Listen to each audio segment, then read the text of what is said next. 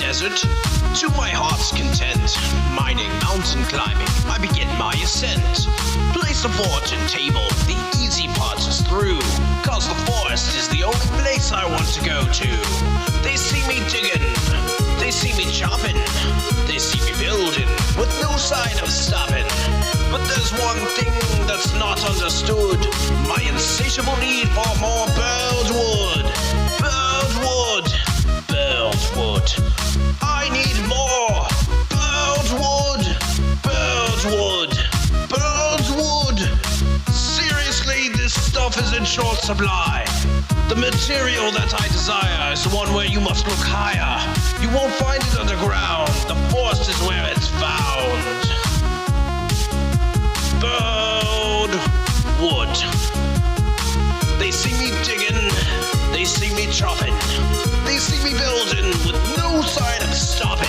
But there's one thing that's not understood, my insatiable need for more burnt wood. I need more burnt wood, a lot of it. Welcome to the Nightbreed Cast. This is the shitty quality edition. I'm Liza Drift. I'm Avigo. And we're sorry we've been taking... Actually, we're not sorry, but we took a couple weeks off. It was much needed. I don't know how much detail Av wants to get into it, so I'll let him take the stage. Yeah, well, okay, so, my father has been sick with cancer for almost 4 years now, and he recently passed away a week ago, Sunday. So, he was in the hospital for 2 weeks before that, very, very sick, and has been very, very sick since probably October. So, that's the main reason why we haven't really since Christmas been doing anything, so. Right, and if you've been following the show, you saw that I put up an update episode. I didn't really tell them what was going on. I just said send your thoughts and prayers over Av's way. So yeah, that was about it with the updates. Okay, so this is probably going to be a pretty short episode because I can't stand the quality of my headset when we're doing these recordings. So You're a quality snob. I am. I am. Ever since I got that fucking microphone, I'm just like, ugh. And then removing all the clicks and pops and shit, so you're going to hear all sorts of imperfections on my end. It pisses me off, but I don't really want to heat up my shit just for like a 5-minute show. Right. Okay. Watch this one go for an hour. Exactly.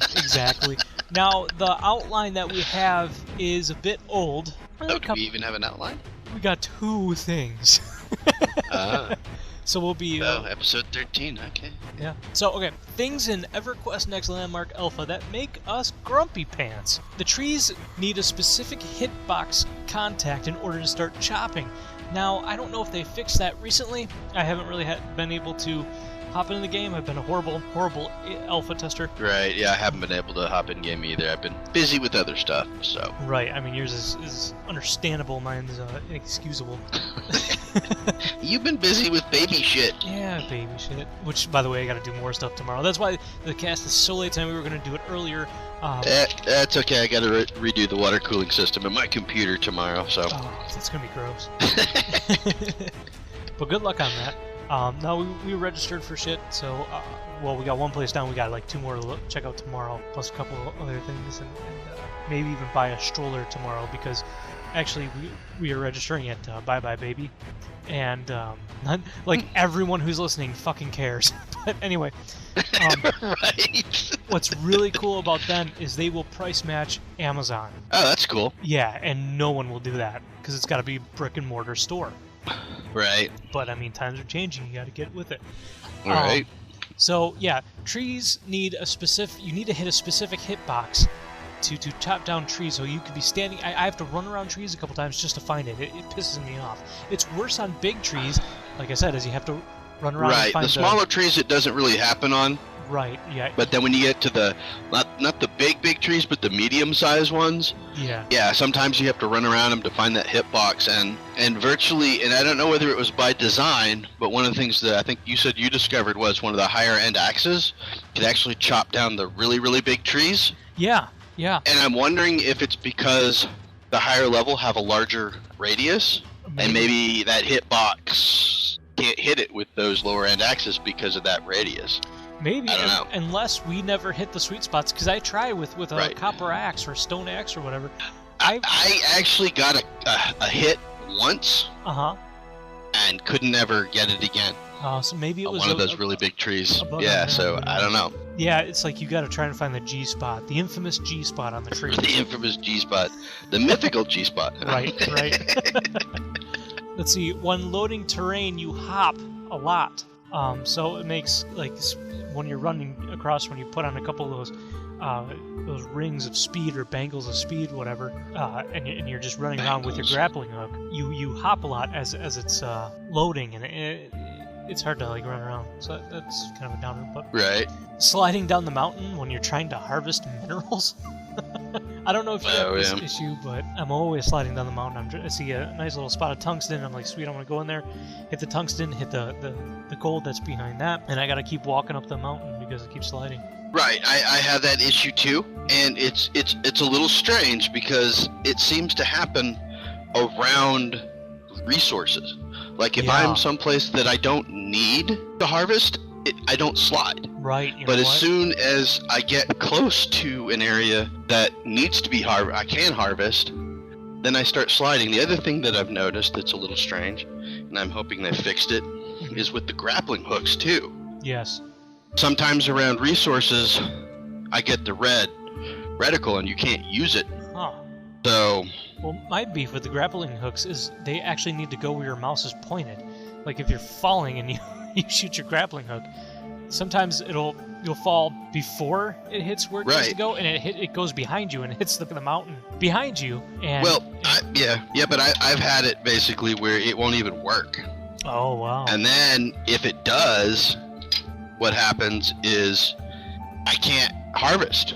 It won't let me because basically my whole reticle with the pickaxe or whatever I have is red still. That's so I'm like, isn't the whole point of this to be able to harvest crap on the sides of mountains? Right.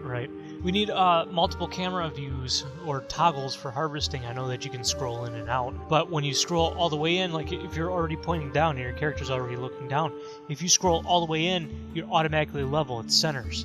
And that's just a pain in the ass. I mean, to me. Right. Well, one of the other annoying things is, you're like looking right, and like if you're right behind, you can't see. Mm-hmm. Right. And like if you're in a tight space and that camera gets pushed in, then you're basically looking at the back of your head. Right. And you can't see what you're harvesting. So, like what you were saying, we need different camera angles. It would be nice to be able to have like 3 different sets where you have them hotkeyed. Yeah. You could have one that's behind and you could lock it for that, and then have one that you can shift to over the shoulder for when you're harvesting. Yeah, that'd be great. Because then you'd be able to see what you were doing, because it would offset the camera. Or, just have them user definable so that I can move the camera to where I want it and save that, and then when I hit that key, the camera goes there, and then you can release it and it goes back to where it was before. Right. That would be nice. Be really nice. Another thing that is very fatiguing is mining. Now it's very fun, but you have to hold the damn mouse button down. I know that doesn't sound like much now, but when we were before events happened, when we were in the thick of it, you're holding down the damn mouse button like 8 hours. Oh my god. We had to the first weekend we actually stopped playing because our hands hurt from holding the damn mouse button down. And it was horrible. It makes us sound like we're girly men, but we're not.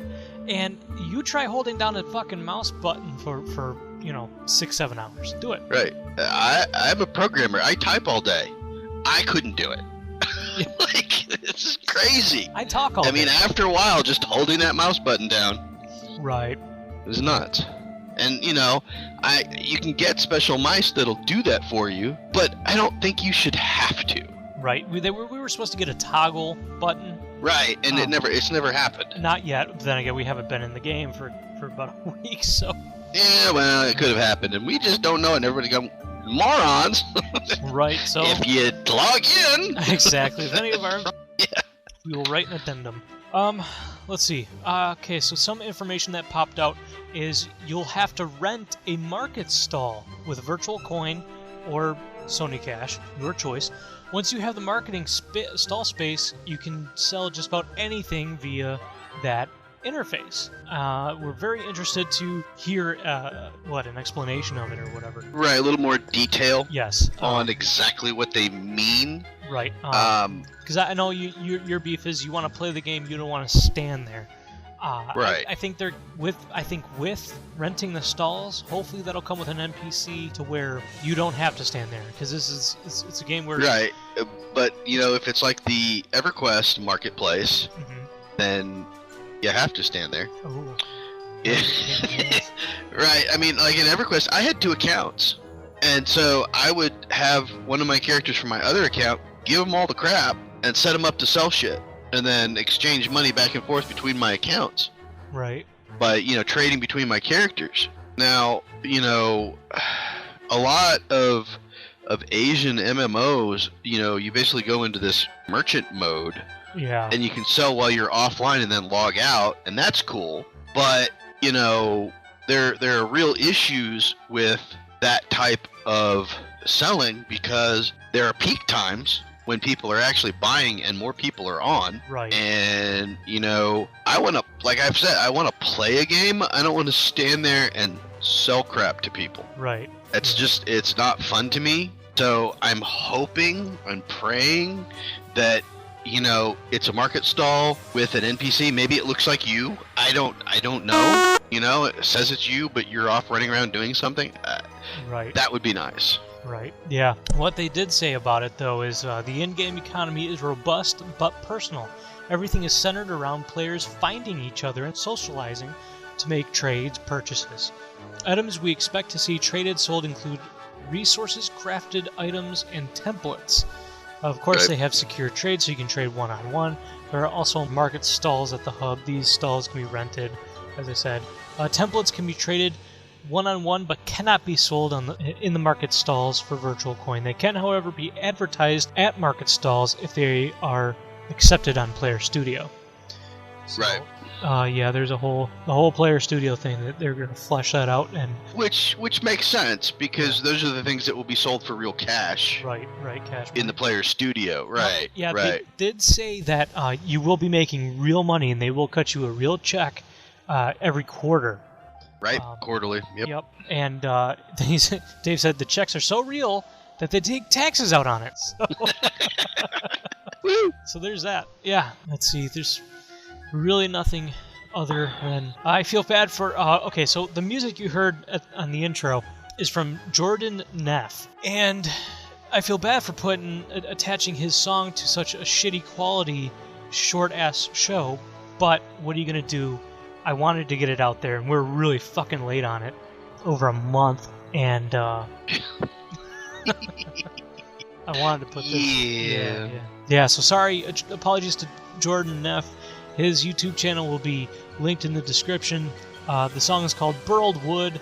It's hilarious because you could not find any. Yeah, they played it on one of the live casts. Yeah. Yeah, it's probably the one I missed. Yeah, it was. Figured. Yeah, they showed the video and everything. It was awesome. Oh, it is fantastic.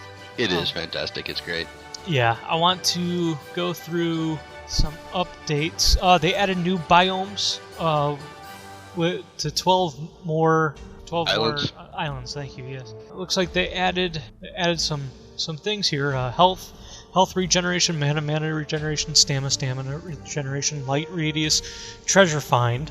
These are bonuses or stats you can have on your character.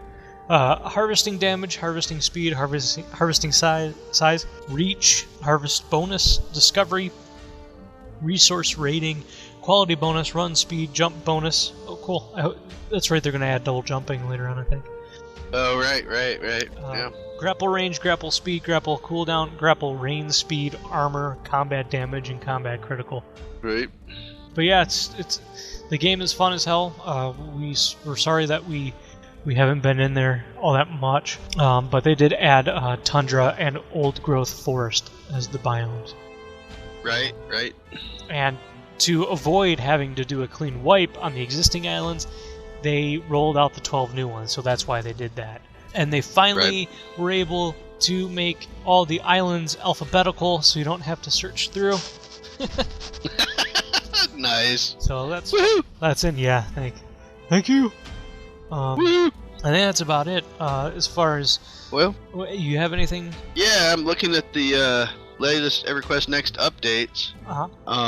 And like the latest roundtable poll, there's actually a couple of them. Which aspects of the upcoming tree harvest changes are you most excited or interested in? That's okay. I guess that's already probably been done. But the one that just came out is, what do you think would most improve a new user's experience? And let's see, that's 38% said more character customizations, 15% better and more clear controls for characters and camera, 28% clear established goals for your first few minutes of play, which I don't understand, 10% easier to identify resources and improvements to crafting, and 9% said refinement of building tools. Well, that's a given. They're going to be doing that. I mean, Right, but I mean, okay, so for me, goals, no, it's a sandbox.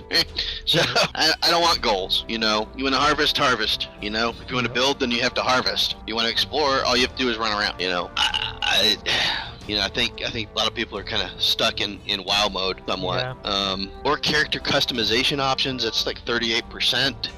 Yeah, I mean that's kind of a given, but you know, I'm not sure that really improves a user's experience. right. I mean, because to me, you know, yeah, that's what I look like, and that's all great. And believe me, I want as many customizations as I could possibly get on my character. I want to be able to change everything, you know. So that to me is cool, but I don't see how that improves experience. No, that's more It was actually- aesthetic.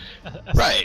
It's an aesthetic type of thing. I was thinking about this earlier in the afternoon when I had read this, and I was thinking about, well, okay, so for me, EverQuest was my first MMO, so it was an amazing experience for me. You know, from the moment I stepped foot in the game, and I was thinking, okay, so what made that such a great experience? And you know, I've tried to think, and I think what made EverQuest such an amazing game was because it actually felt like a real virtual world Right. to begin with. I mean, there were a lot of things that were cool and unknown and mysterious. That made it very cool. I started out as a high elf. So when you come out of the high elf city, you're in this forest that's kind of dark and creepy, you know, and if you run around, then there's some fairies running around and orcs. So, you know, you kill those, and then you kind of gain power, you know, and levels, and then can actually go exploring further, because if you go too far, you would die. Right. And you'd have to resurrect and come back, you know, and then get more gear and, you know, whatever. You know, and then you would start exploring out.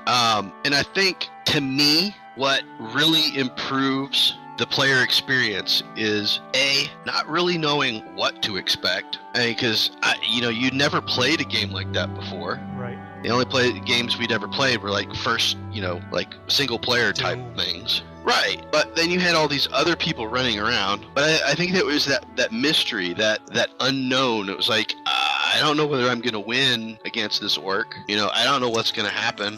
You know, I don't know where this path leads. Right. You know, eventually you figured it out, and then you found another place where you go and play and fight bigger orcs. But I think it's that you have these spheres of knowledge where you think the world ends, you know, and then you start exploring and that sphere gets bigger, you know, and then that mystery goes away, and then you look and, you know, there's more. I think it was because there was always something new, something unknown, Something to explore.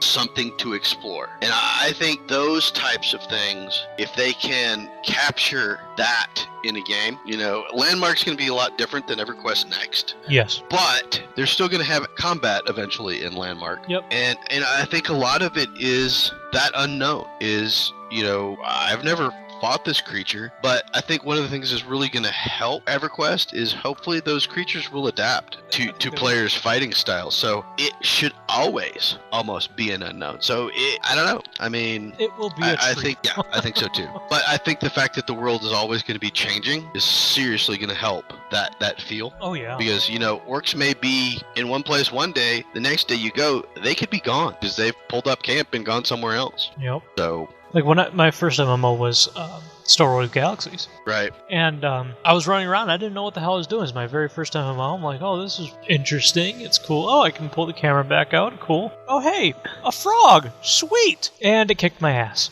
Right.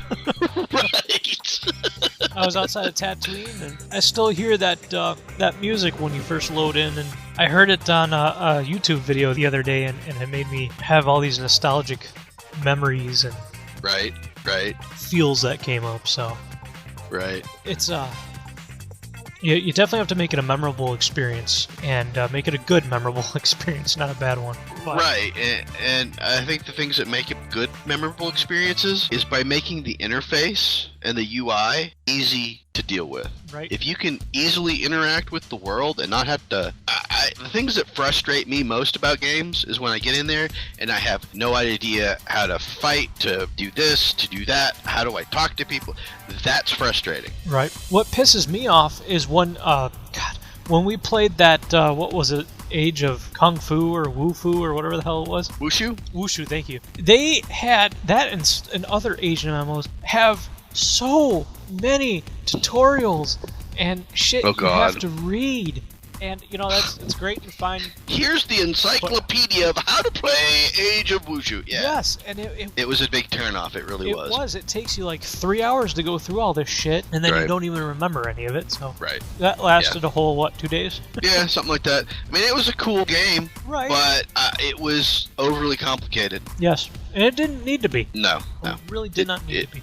But I think they're catering more so because them Asians are so advanced, and their thinking is so much faster than ours. It's either that or the ADD is just horrific over there.